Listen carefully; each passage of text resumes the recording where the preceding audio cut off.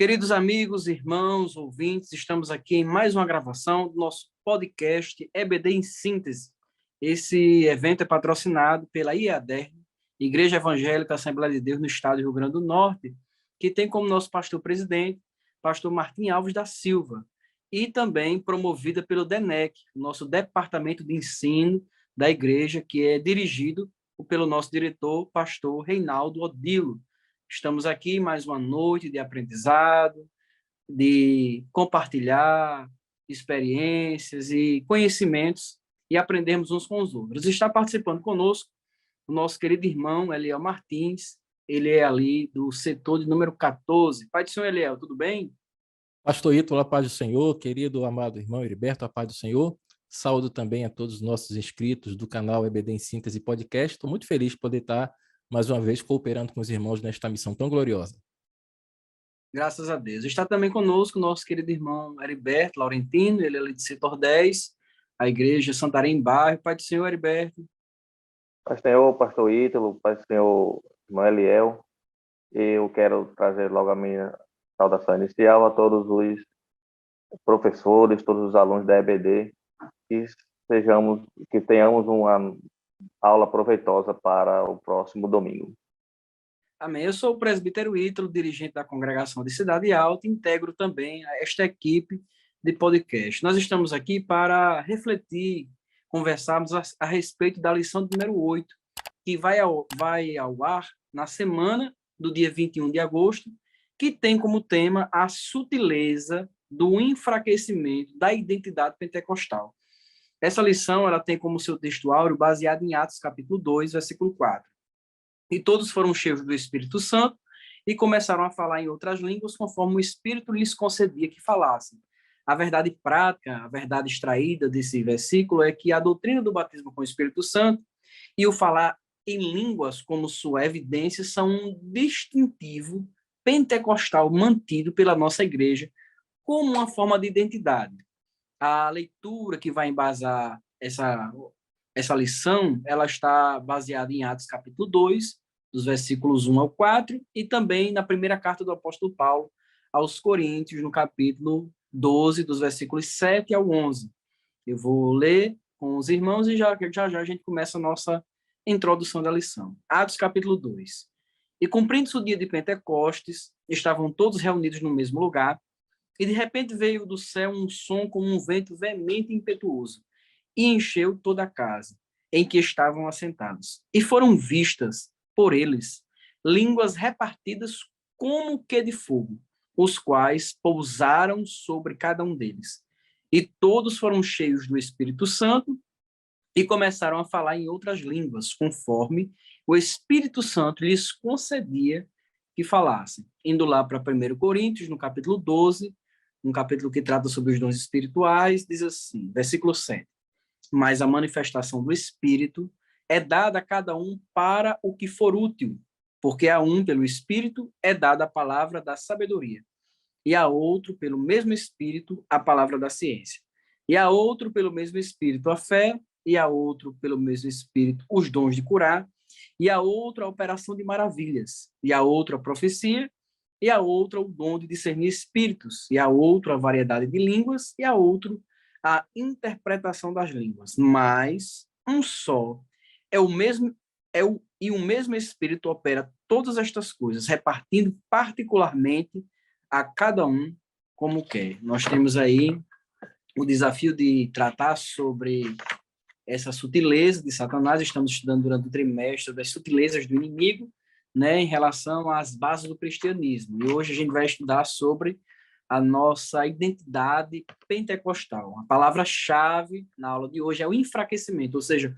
como alguns movimentos vêm trazer dificuldades, né, para a construção e para o encaminhamento da nossa identidade como pentecostais. Irmão Eliel, a título introdutório, o que você acha dessa lição? Muito bem, pastor Ítalo e amados irmãos que nos acompanham. Esta lição para nós que somos membros, componentes de uma igreja verdadeiramente pentecostal, ela se reveste de um especial motivo de atenção, não é? Nós estamos aí, como o senhor já bem trouxe, estudando as artimanhas, os ardis as sutilezas do diabo quando luta contra a igreja, e hoje nós vamos abordar este assunto tão importante que trata desta sutileza de Satanás de enfraquecer a identidade pentecostal da igreja. É muito importante que a gente se debruce sobre esse tema, reflita, medite sobre ele, e eu tenho certeza que o Senhor vai nos ajudar e nós vamos sair do estudo desta lição mais preparados para enfrentar os ardis de Satanás. Glória a Deus. E aí, irmão Heriberto, o que é que o senhor acha nesse tema? Qual a relevância dele? Eu acho, pastor Ítalo, pastor Eliel, que ele é muito peculiar, dado um grande avanço de irmãos que vêm sendo, vamos dizer assim, assediados por ensinamentos mais tradicionais, né? Tanto que, algum tempo atrás, a nossa igreja, a nossa casa publicadora, trabalhou uma lição falando sobre essas verdades, né? O nosso credo, na verdade. Então, justamente para reafirmar essa nossa identidade. Então, acho de extrema relevância esta lição. É interessante, surgiram alguns movimentos, né, algumas questões aí de algumas outras denominações que têm tentado influenciar nós pentecostais, tendo em vista que o nosso evangelismo é forte. O crescimento da igreja pentecostal é muito maior e mais dinâmico do que as igrejas históricas e tradicionais. Não estou querendo, de maneira nenhuma, falar dos nossos irmãos tradicionais, mas estou trazendo que o nosso povo, a nossa denominação, o povo pentecostal, ele tem esse dinamismo, né, na evangelização e no crescimento.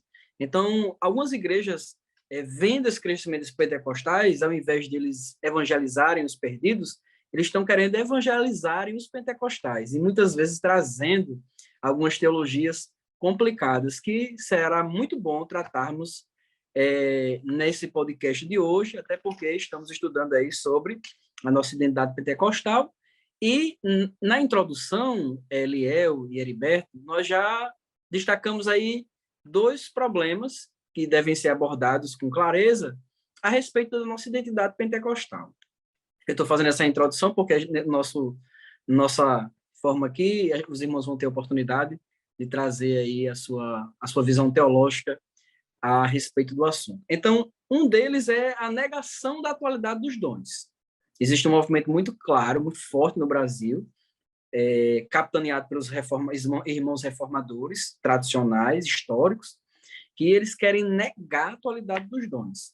E há também, no meio de pentecostais, né, daqueles que saíram do pentecostalismo clássico, e eles são adeptos de teologias mais liberais, a flexibilização em relação ao batismo com o Espírito Santo. Ou seja, o batismo com o Espírito Santo, a sua evidência inicial é o falar em línguas. Então, eu acho que esses 2 assuntos aí são importantes a serem tratados hoje na nosso podcast. Então, o primeiro tópico da lição, a gente vai estudar sobre o Pentecostes bíblico. Irmão Eliel. Meus irmãos, começamos aqui a nossa primeira unidade de ensino tratando sobre o Pentecoste bíblico, não é? Eu acredito, irmãos, que é importante nós introduzirmos a lição de hoje com 2 questões importantes. A primeira é: a quem interessa o enfraquecimento da doutrina pentecostal? E a segunda questão é: a quem incomoda a atuação de uma igreja que seja uma igreja genuinamente pentecostal? No meu entendimento, meus irmãos, eu creio que a resposta óbvia para essas questões é Satanás e o seu reino, né? Satanás e o seu reino são os principais interessados no enfraquecimento da doutrina pentecostal, mediante justamente a negação desta doutrina na palavra do Senhor, né? A negação da doutrina pentecostal é, sim, uma artimanha maligna, é um ardil de Satanás, né? Que procura, através disso, da disseminação deste pensamento, atacar justamente a identidade da igreja, buscando descaracterizá-la, ou seja, fazer com que a igreja perca as suas características pentecostais e despersonalizá-la, ou seja, a igreja perdendo a sua personalidade enquanto uma igreja pentecostal, né? E quando Satanás ele encontra sucesso nesse projeto, através desse seu ardil, desse seu estratagema, o resultado é uma igreja sem a referência, sem a sua maior referência, que é o quê? É justamente o mover do Espírito Santo, né? O Espírito Santo que desde, como diz a palavra do Senhor lá em Atos capítulo 2, versículos 1 a 4, né? Cumprindo-se os dias de Pentecostes, né? A festa de Pentecostes, diz a palavra do Senhor que o Espírito Santo desceu sobre a igreja que nós chamamos de igreja primitiva, né? Desde então, o Espírito Santo, ele é o mantenedor da igreja. É ele que atua na igreja no sentido de sustentá-la, de guiá-la, é ele que protege, é ele que alimenta, é ele que alegra a igreja, é ele que dá força, que impulsiona a igreja no cumprimento da sua missão aqui na Terra, não é isso? Portanto, meus irmãos, a lição de hoje, ela visa justamente nos preparar para enfrentar esse veneno, esse ardil de Satanás, que é o enfraquecimento da identidade pentecostal da Igreja do Senhor. É interessante, né? Realmente, nós precisamos atentar para isso. Nós temos aí um modelo de Pentecostes, o Pentecostes bíblico, ele, primeiramente, ele foi prometido, o Espírito Santo ele foi prometido, né? Assim, irmão Herberto? Ele foi derramado e ele foi evidenciado em experiências da igreja primitiva. Então, experimentado, né? Justamente. A igreja primitiva provou do Espírito Santo. Isso, essa é a nossa base de apoio, irmão Heriberto. Como o senhor muito bem introduziu, sobre essa dinâmica, né, do Espírito Santo, tanto na questão da promessa, do derramamento e da experimentação pela igreja primitiva, o livro de Atos, ele é o carro-chefe, né, ou o guia para qualquer que queira saber ou estudar sobre o Espírito Santo na vida da igreja. Mas aí a grande questão que é colocada, né, é aquilo que o senhor também introduziu, né, essas duas correntes, né, que essa ala mais cessacionista, né, e quando se fala nesses pensadores, a ideia não é que eles não creiam nos dons ou no Espírito Santo, não. É que eles não creem na atualidade, né? Eles não creem que o Espírito Santo ou que os dons do Espírito Santo eles continuam sendo manifestos e na igreja, né? Então, nós, por outro lado, né, em contrapartida, nós temos seríamos o que podemos chamar de continuistas. Nós acreditamos na continuidade dos dons, que os dons, da mesma maneira que foi distribuído à igreja primitiva, ainda continua sendo distribuída na atualidade. Então, essa promessa, né, que a lição traz e aborda é uma promessa universal, e eu diria que, além de universal, ela é uma promessa atemporal, né? Não está restrita ao passado, a algo que aconteceu e hoje não pode ser mais experimentada. Então, é isso que nós acreditamos.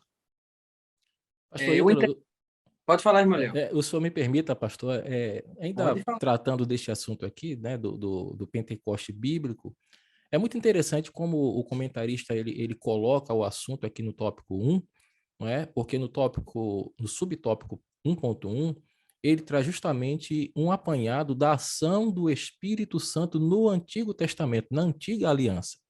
E é muito interessante nós notarmos que o Espírito Santo estava presente em todos os momentos do povo de Deus na Antiga Aliança, né?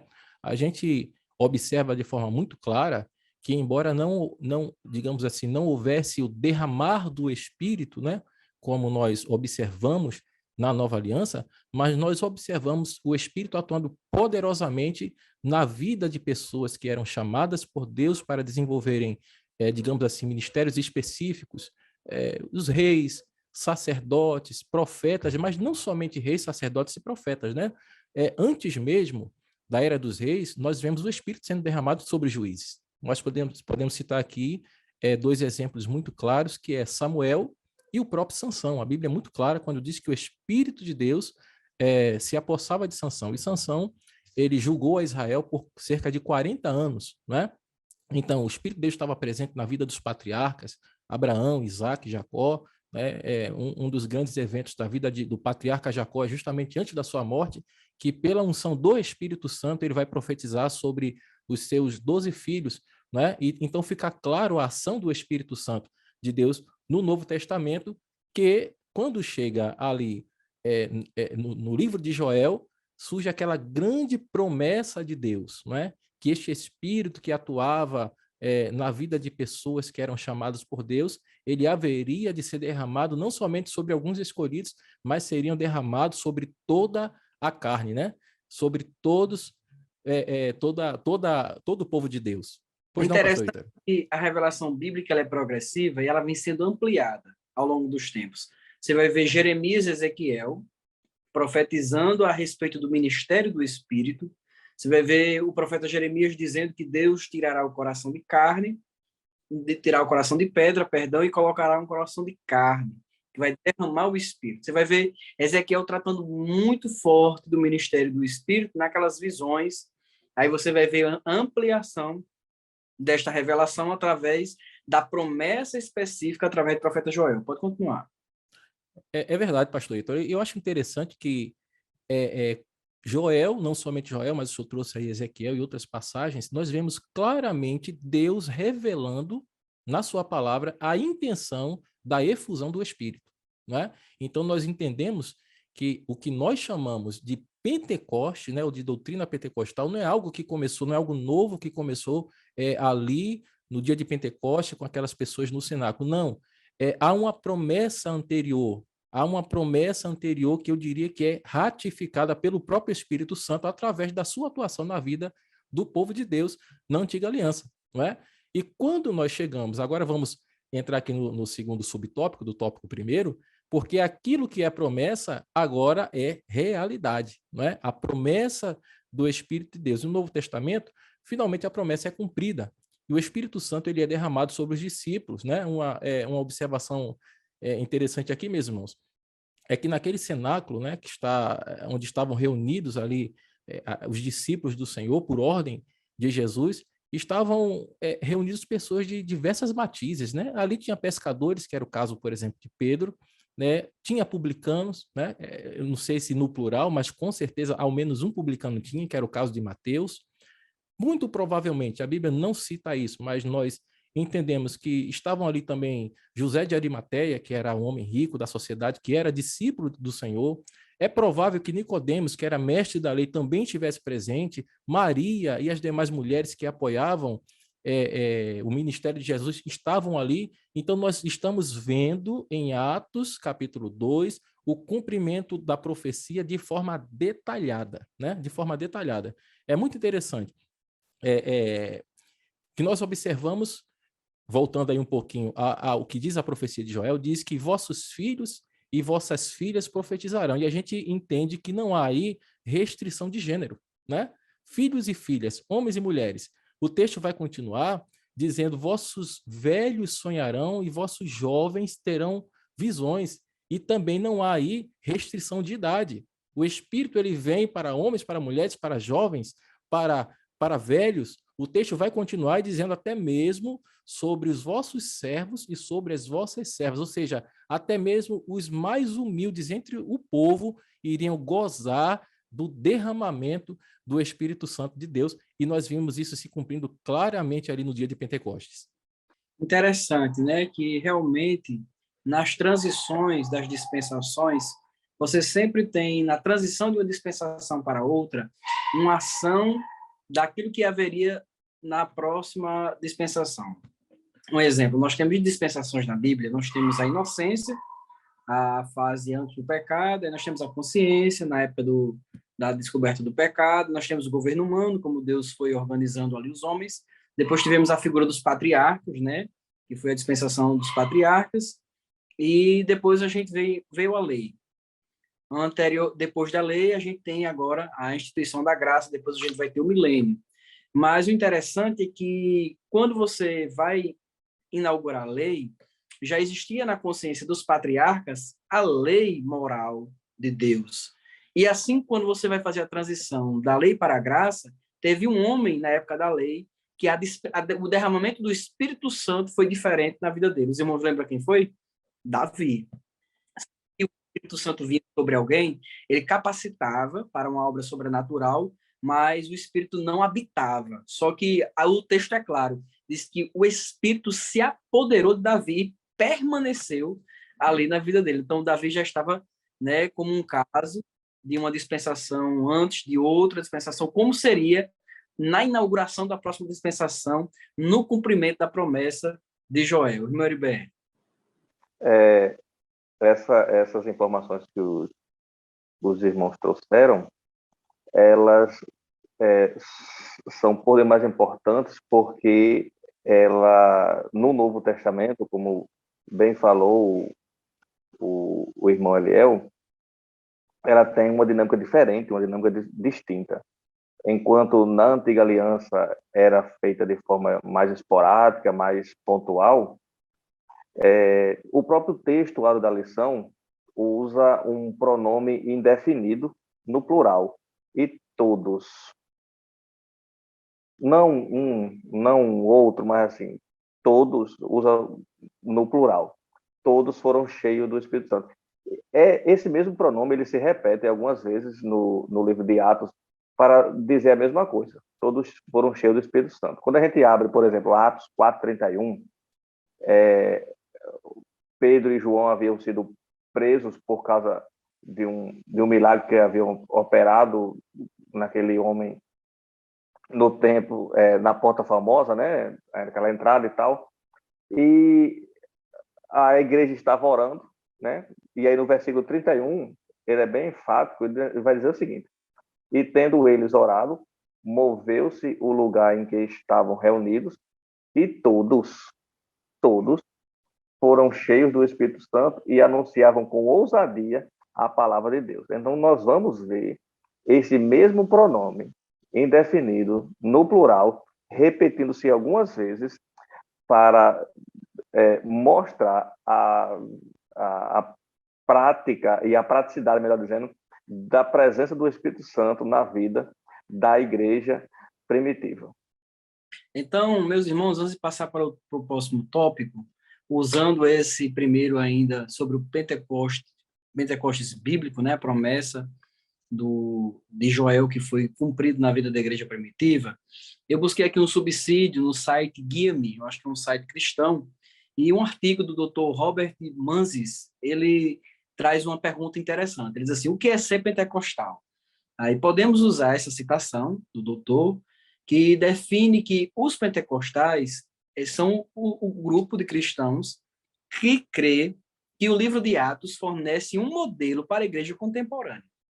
Então, a nossa base pentecostal, ela é baseada no Antigo Testamento, nas ações que o Espírito Santo teve durante o Antigo Testamento e na promessa cumprida em Atos, ou seja, como um modelo.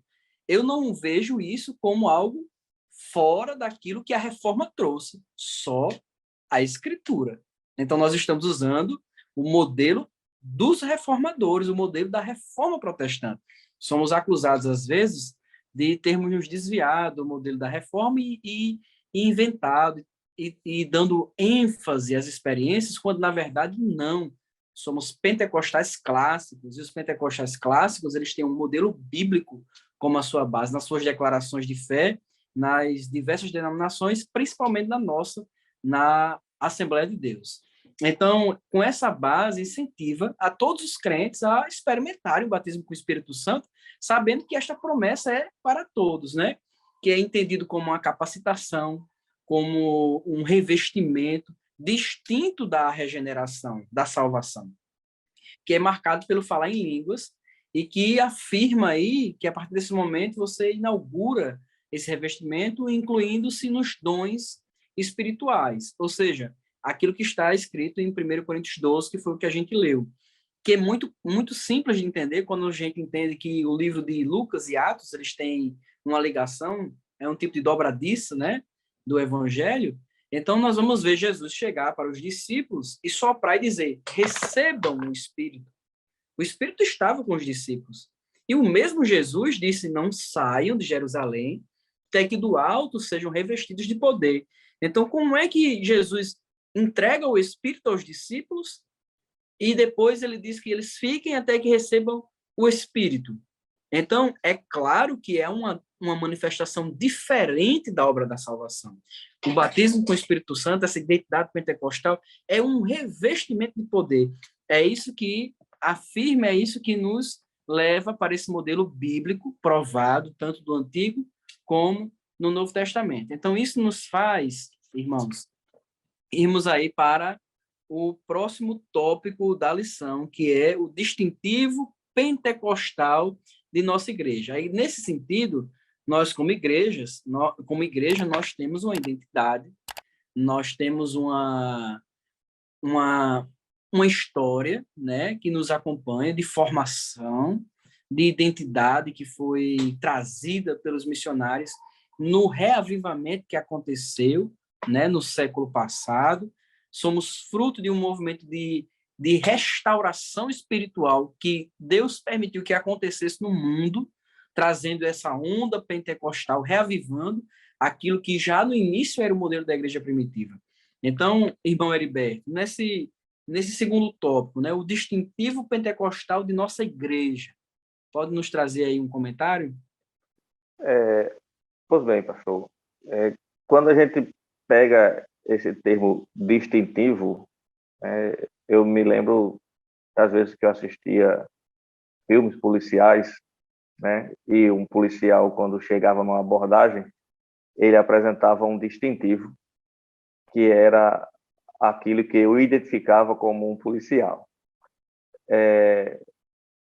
Então, em se falando da nossa igreja, uma igreja pentecostal, qual é o nosso distintivo, né? É justamente essa evidência que nós acreditamos, que do falar em línguas, dos dons espirituais, da manifestação dos dons.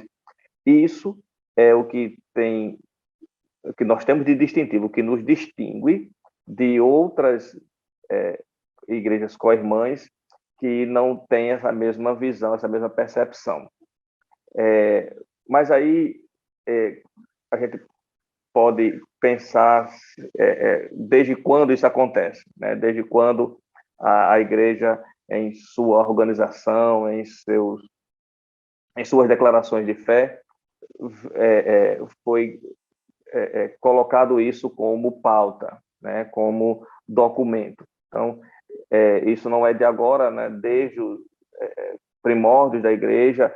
Quando eu falo na igreja, me refiro na igreja no Brasil, né? Lá 1916 é como traz na revista, o nosso credo, né, já está estabelecido, né, aquilo que nós acreditamos. Então, esse pentecostalismo, ele inclusive alguns autores, eles trabalham sobre a ideia de primeira, segunda e terceira onda, né, desde que algo lá em 1910, né, com a igreja Congregação Cristã no Brasil, né, depois com a Assembleia de Deus em 1911 e depois mais recente com as igrejas neopentecostais, né? Nesse momento mais atual em que alguns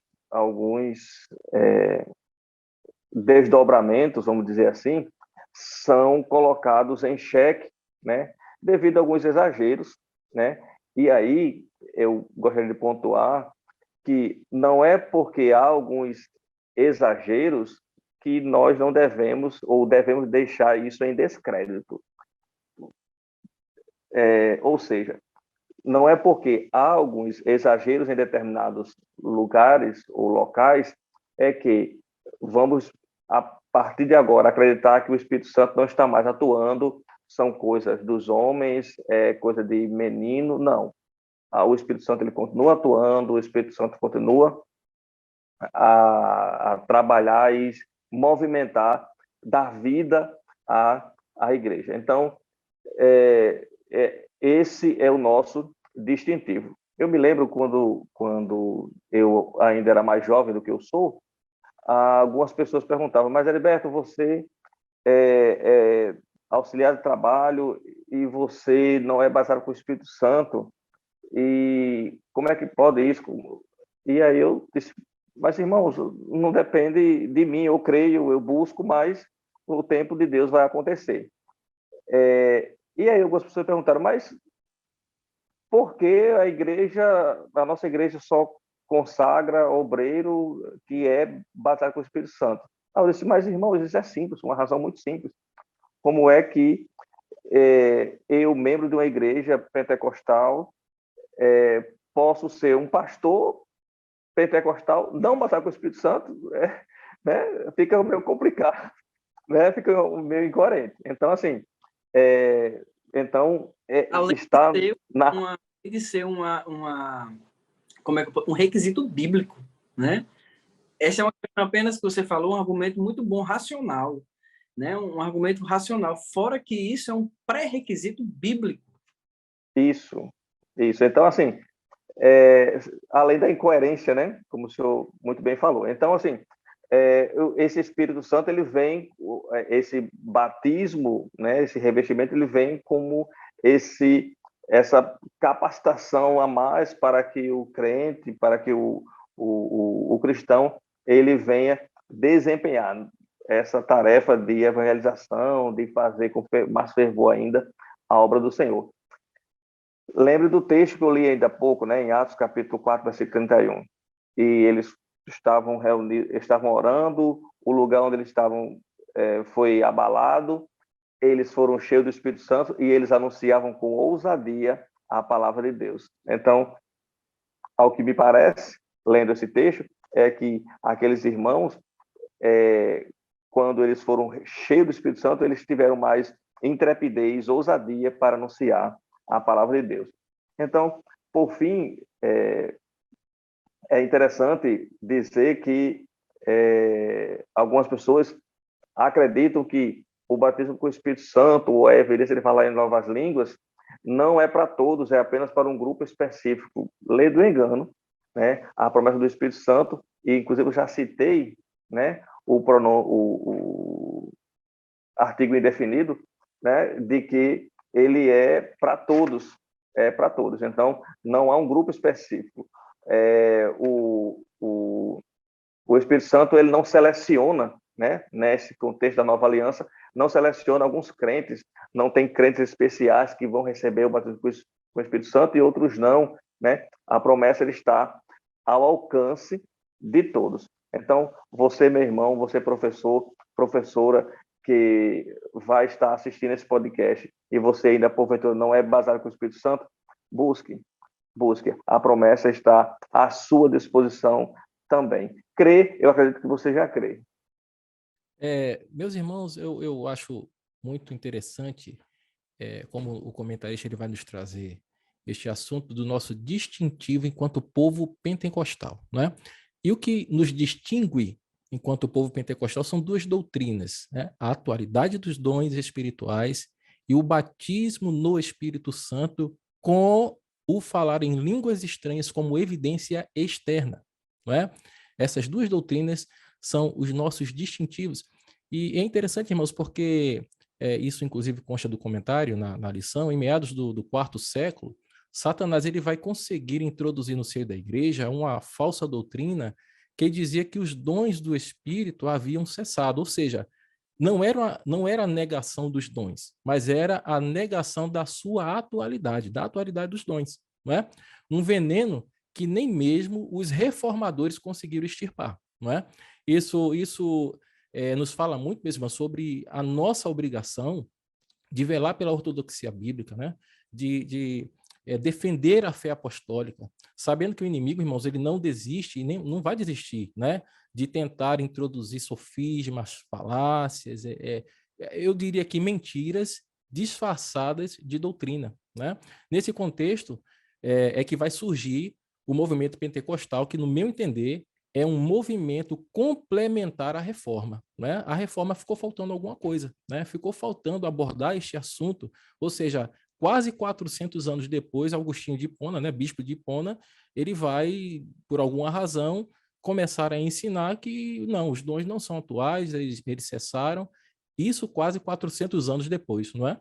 Um erro teológico que trouxe esse legado, infelizmente, para a igreja Católica e moldou todo o período medieval. É claro, todo esse período houve manifestações espirituais pentecostais. Agora, não no sentido pleno, nem geral, nem abrangente, né? Foram locais específicos, irmãos que sempre buscaram, e Deus sempre falou de profecia, Deus sempre batizou com o Espírito Santo, mas não como um movimento ordenado, como uma doutrina abrangente, né? Foi isso que aconteceu no resgate do reavivamento, que aconteceu na Rua Azusa, ou seja, aquilo que aconteceu historicamente, né, numa nação que foi avivada e influenciou missionários, que os nossos missionários, nossos pais fundadores da Assembleia de Deus, tiveram acesso a essa chama pentecostal, né? Daniel Berg, Gunnar Wingren. Então, isso fez com que esse movimento chegasse estabelecido como doutrina no, na plantação da nossa igreja, das Assembleias de Deus. O interessante, Heriberto e Eliel, é que os críticos do pentecostalismo, eles afirmam que os pentecostais não possuem uma base sólida e são puramente emocionais. É uma crítica que eles fazem, né?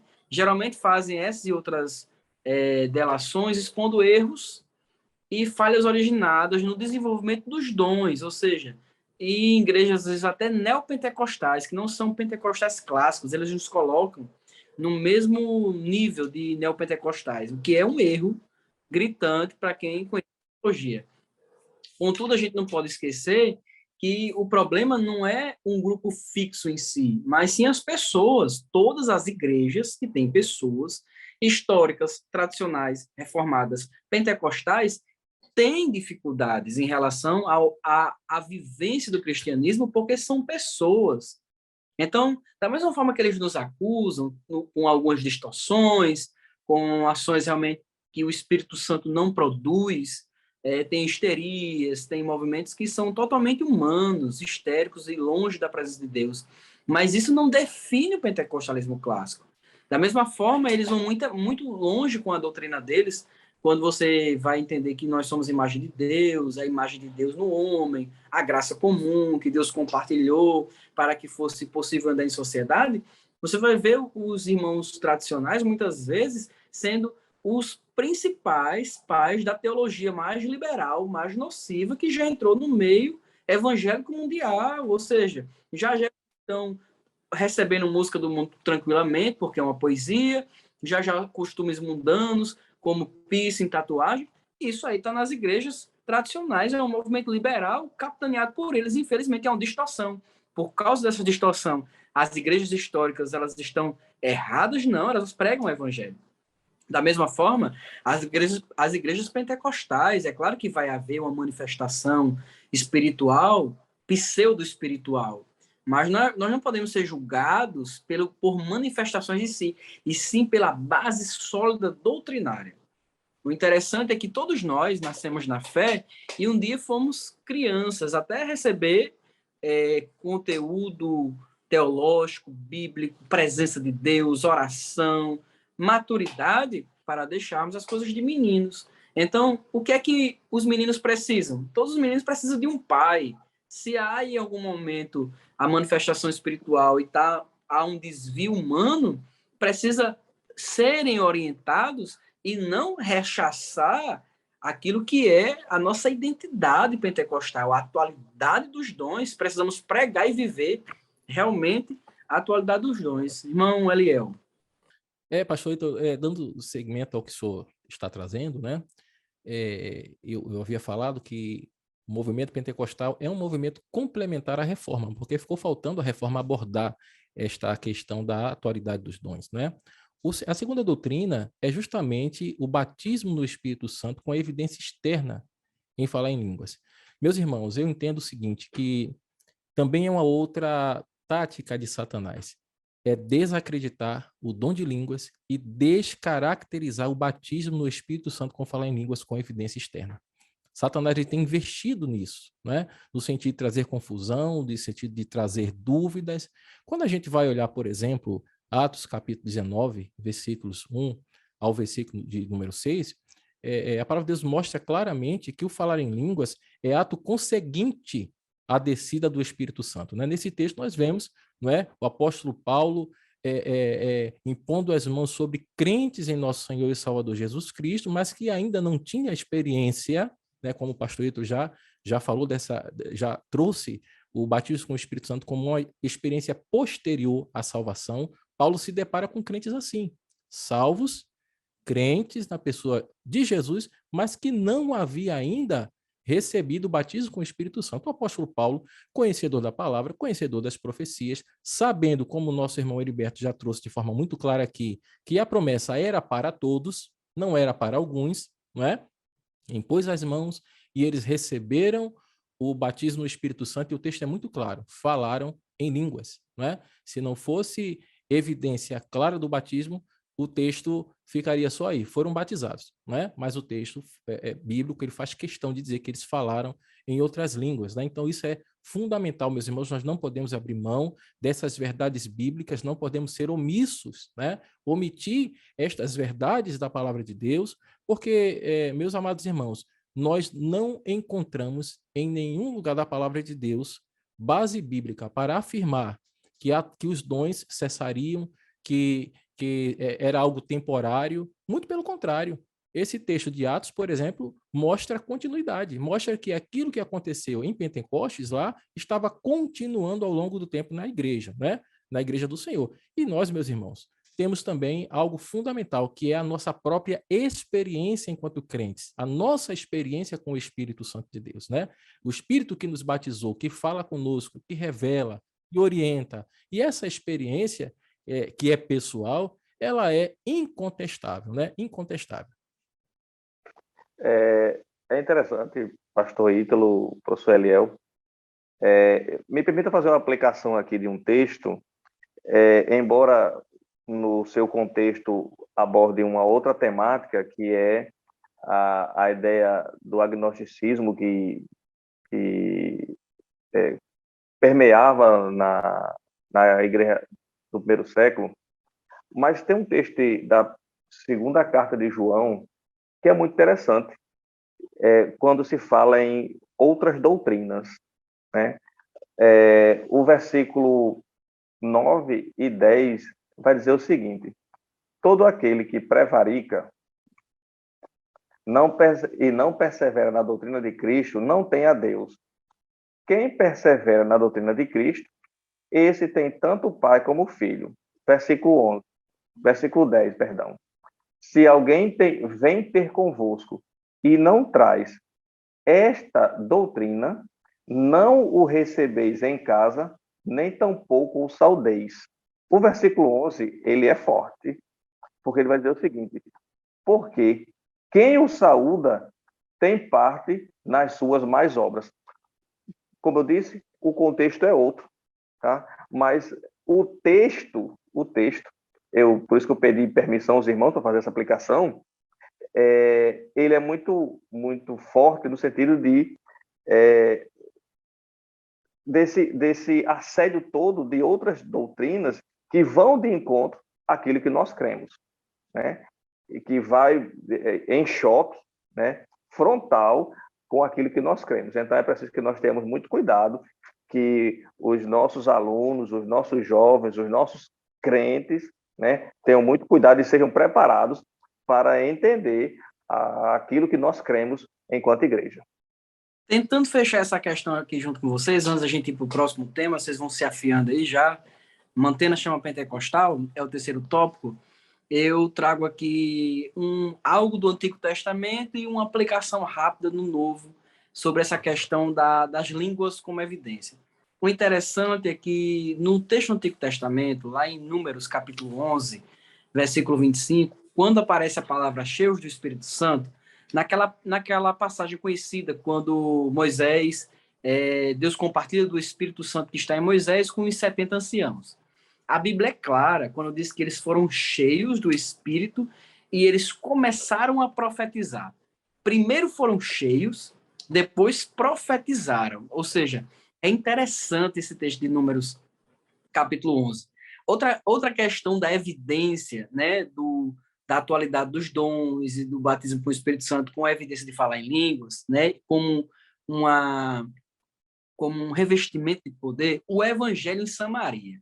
Ele tem uma característica interessante. Vocês dois, se puderem abrir a Bíblia comigo, é interessante que Filipe vai para Samaria, ele recebe a orientação divina e vai para Samaria pregar. Ele prega palavras, as multidões vêm, se reúnem e eles aceitam a Cristo. Agora, olha o que diz o versículo 14, 15, 16 e 17. Quando os apóstolos que estavam em Jerusalém ficam sabendo que o evangelho em Samaria está sendo disseminado, eles vão lá confirmar, né, ver o que está acontecendo, e ao se depararem lá, olha o que é que diz o versículo 14. Os apóstolos, pois, que estavam em Jerusalém, ouvindo que Samaria recebera a palavra de Deus, e enviaram para lá Pedro e João, chega Pedro e João, os quais, tendo descido, oraram por eles para que recebessem o Espírito Santo. Como? Se eles já tinham recebido a palavra de Deus, tinham sido convertidos pelo ministério de Filipe. Aí continua, versículo 16, porque sobre nenhum deles tinha ainda descido, mas somente eram batizados em nome do Senhor Jesus. Olha a distinção de batismo. Os irmãos de Samaria tinham sido batizados em nome de Jesus, no batismo de águas, né? E agora eles iriam receber um batismo diferente. Olha o versículo 17. Então, lhes impuseram as mãos e receberam o Espírito Santo.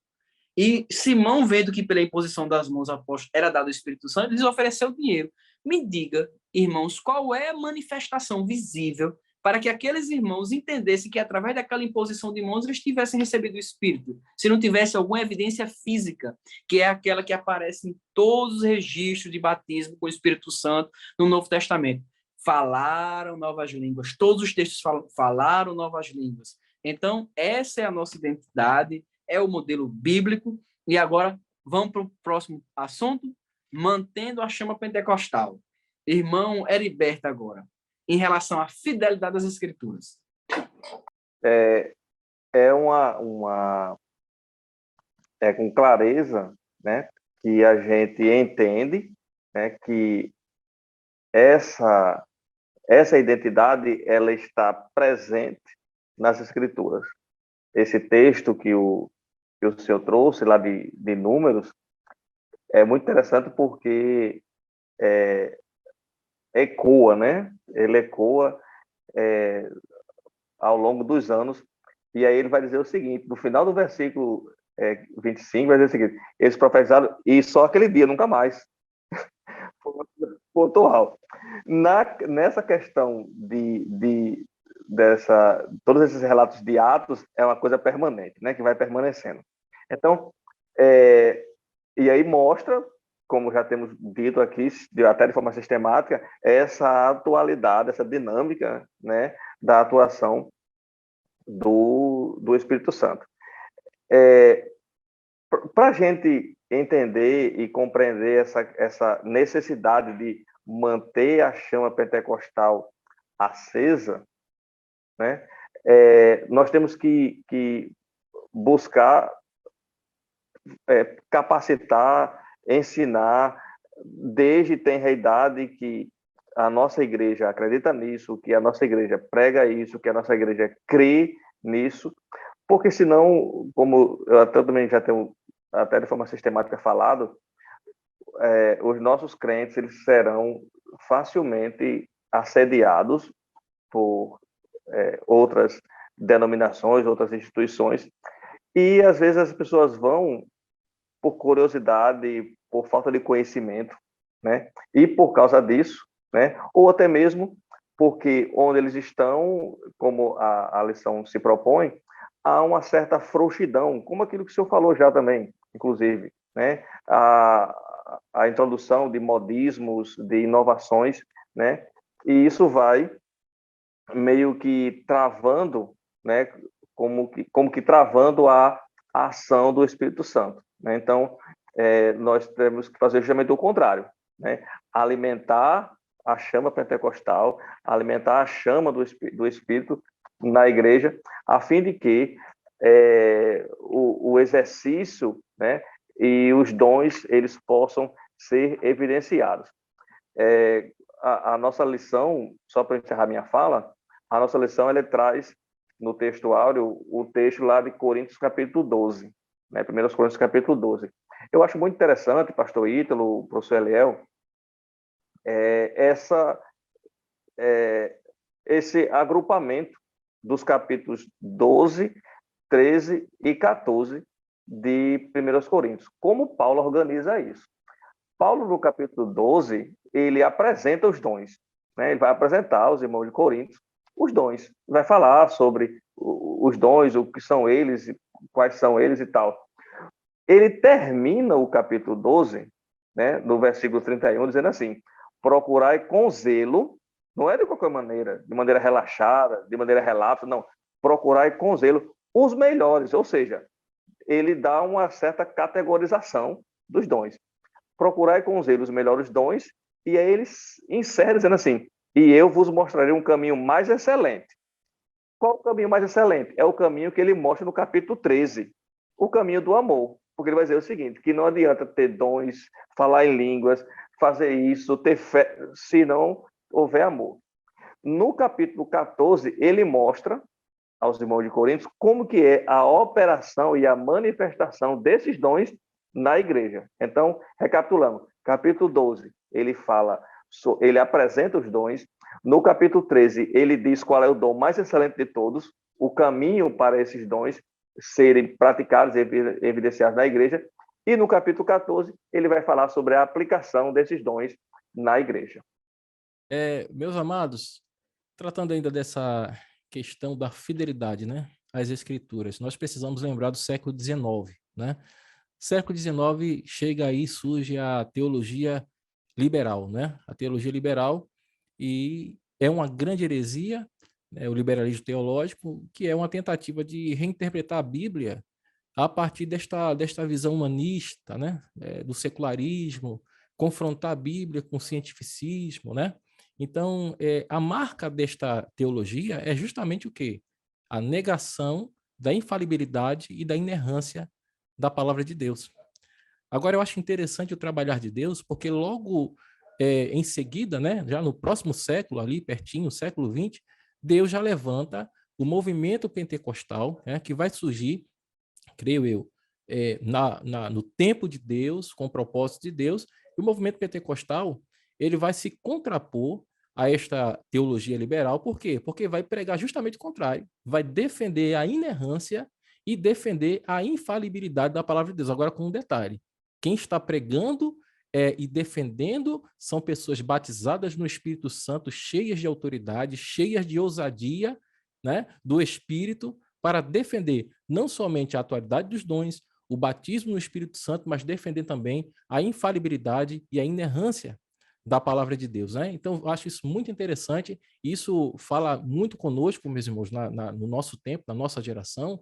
Nós temos esta obrigação de permanecer buscando o poder de Deus para continuar defendendo a ortodoxia bíblica, né? E não aceitar essas interpretações humanistas, liberais, né, que no nosso tempo está muito em voga, está muito em moda, né? Eu gostaria aqui, com todo respeito, de colocar um muro de separação entre igrejas pentecostais e igrejas neopentecostais, com todo respeito, não quero polemizar, mas a verdade é que a doutrina pentecostal bíblica, histórica, ela não se mistura com sincretismo, ela não se mistura com misticismo, ela não se mistura com essas falácias, essas, digamos assim, teologias liberais, né? E tantas outras correntes que nós olhamos pela palavra de Deus e vemos que trata-se de, muitas vezes, de heresia. A doutrina pentecostal não se confunde e não se mistura com nenhuma dessas correntes, né? É uma doutrina bíblica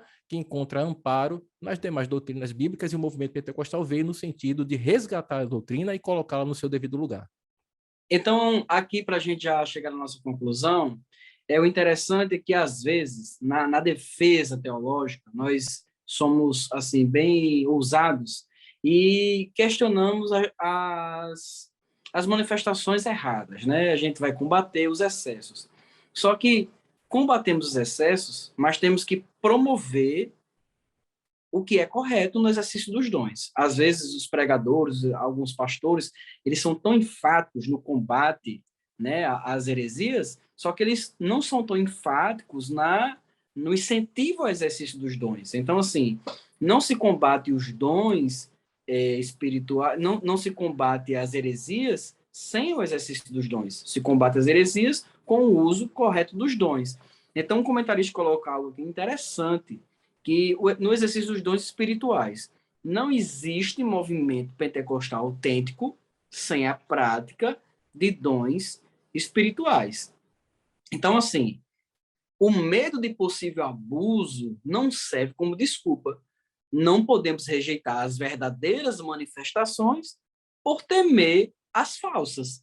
Então, a única forma de combater as falsas é usando a palavra de Deus para cortar onde é um erro, onde há um excesso, mas promover o exercício dos dons espirituais. Então, essa é a nossa identidade, somos pentecostais, assim somos filhos filhos deste reavivamento que Deus promoveu no mundo, trazendo uma restauração na vida das pessoas, da fé, do exercício de um cristianismo vivo, real, que Deus fala conosco. Então, meus irmãos, estamos aqui chegando no final da nossa lição. Para as conclusões, irmão Eliel. Pastor Ito, me permita um minutinho. Eu vou comentar aqui acerca do exercício dos dons espirituais, não é? O senhor trouxe aí muito bem esta colocação, mas a tática de imitar os dons do Espírito por Satanás não é algo novo, né? A gente vê aí 1 Reis 22 e 23, que por permissão de Deus, espíritos de mentira profetizaram na boca de todos os profetas de Acabe. Não é? Então, nós não podemos negar a realidade que, infelizmente, muitos crentes não convertidos, porque tem sim crente não convertido, né, acabam por se tornar instrumentos da sua própria carne ou, em caso pior, instrumentos até mesmo de ações malignas, não é? E aí é importante que cada um de nós tenhamos coragem para repreender, para inibir essas práticas, não é? E pedir a Deus também algo que é importantíssimo, o dom de discernir espíritos. Com essa palavra... Pois não, pastor? E isso não descredencia os verdadeiros profetas. De forma alguma. Muito pelo contrário, né?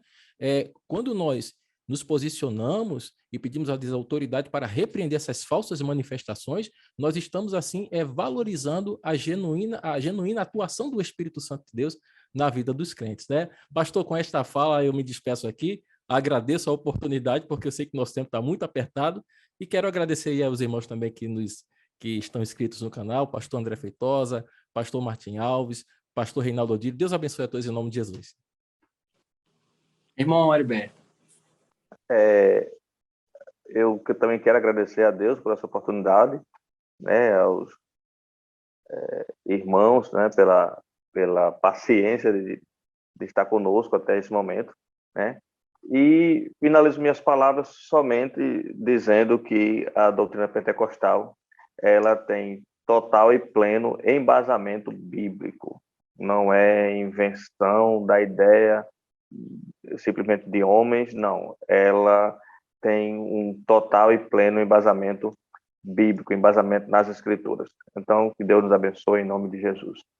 Nós temos embasamento bíblico, temos embasamento histórico e temos subsídio suficiente, né, de experiências, né, que são amparadas pelas Sagradas Escrituras para ensinar os novamente nascidos na fé, né, os que vão se converter, aqueles que estão chegando na nossa igreja, e também para defender a nossa visão bíblica a respeito do pentecostalismo, né? O diabo sempre quis enfraquecer, porque ele sabe que uma fé enfraquecida é um evangelismo enfraquecido, é um testemunho enfraquecido, é falta de ousadia para pregar o evangelho, e esse avivamento, esse pentecostalismo bíblico do modelo da igreja de Atos, ele vive na autoridade do Espírito, na ousadia do Espírito, no levantar do Espírito, na ação direta do Espírito nas nossas vidas. Então, é claro que Satanás não quer ver isso prosperar, mas ele está repreendido no nome de Jesus, porque a Bíblia diz, mais uma vez, as portas do inferno não prevalecerão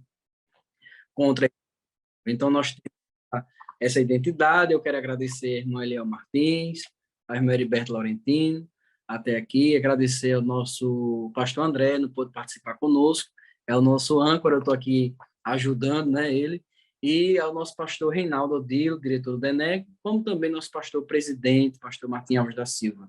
Que bom que continuemos aí estudando a palavra de Deus e compartilhando. A todos que nos ouviram, que Deus vos abençoe e até uma próxima oportunidade, se assim Deus nos permitir.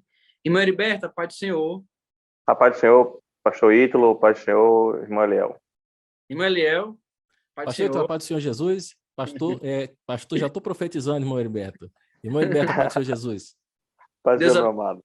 Meus irmãos, a paz do Senhor, um abraço, até a próxima oportunidade. Amém.